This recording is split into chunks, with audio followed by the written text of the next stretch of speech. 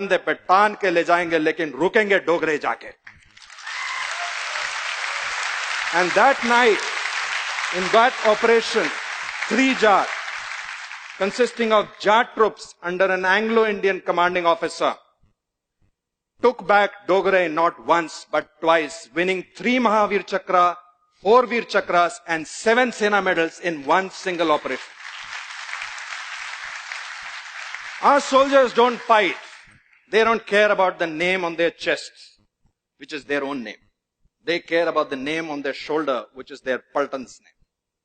Once they join the unit, if they join a Gurkha unit, they become a Gurkha. If they join a Maratha unit, they become a Maratha. They become a band of brothers. They really don't care about caste, creed, gotras, religions and all of that stuff. And I think, my sense is it's not just the army that feels that way. Some of you may remember in 1992, in Parvanu, in the timber trail, there was this cable car which broke. And it was dangling by a cable. And there were many souls who were trapped inside it, and they were going to plunge to certain death.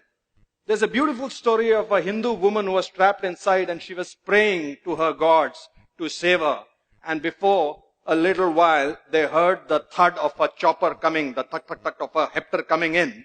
And that hepter was being flown by squadron leader Pali Major, who went on to become the air chief of the Indian Air Force. And from that hepter, the para-commando, first para-commando unit, a legendary para-commando, Captain Ivan Krasto, slithered down and entered into the cable car and saved the lives of the people inside. Now here's something really funny. This woman was reaching out to her Hindu gods, but it was a Christian para-commando who came down, flown by a Parsi major, by a Parsi pilot. And we have seen this across the board when we are going for rescue into natural calamities or floods or even 26/11. Neither the hostages, neither the people who have been rescued, nor the people who are rescuing really care about the religion, the caste, the creed, the composition of the troops who are coming to save them. I don't know how many of you know this, that in our armed forces, we don't have any mandir, masjid, gurdwara. We have what is called a Sarva Dharm Sthal, in which all the religions are prayed together. And a Maulvi will do a Pandit's job, Pandit will stand in for a Granthi. Somehow the gods don't seem to care either. But when this soldier comes back home, he gets a different world. He gets a completely different world.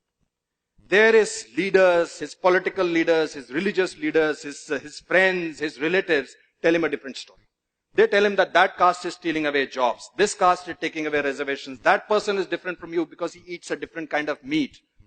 They tell him that you have to be our caste first and an Indian later. Ladies and gentlemen, soldiers don't fight with weapons. They fight on a moral high ground. Soldiers don't go into war because they hate the enemy in the front. They go to war because they love their countrymen in the back.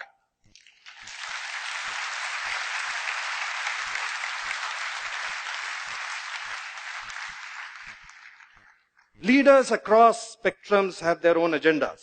Some people want to win elections, some people want to get more power, and some people genuinely want to do good for their own communities. But we, as citizens, have to realize one thing. That even as I'm speaking to you right now, standing over here, from Kanyakumari to Kargil, there are soldiers who are deployed in every kind of situation. Right now, as I speak to you, there is a captain out there in Siachen Glacier who is already battling 3 fronts. He's got a front of a very determined enemy. He's got a front of a very horrible weather which claims lives almost on a daily basis. And he's battling the front of the nonsense going on in Delhi with Jantar Mantar, with veterans fighting the government, government fighting the veterans. I beg of you, let's not open a 4th front for him.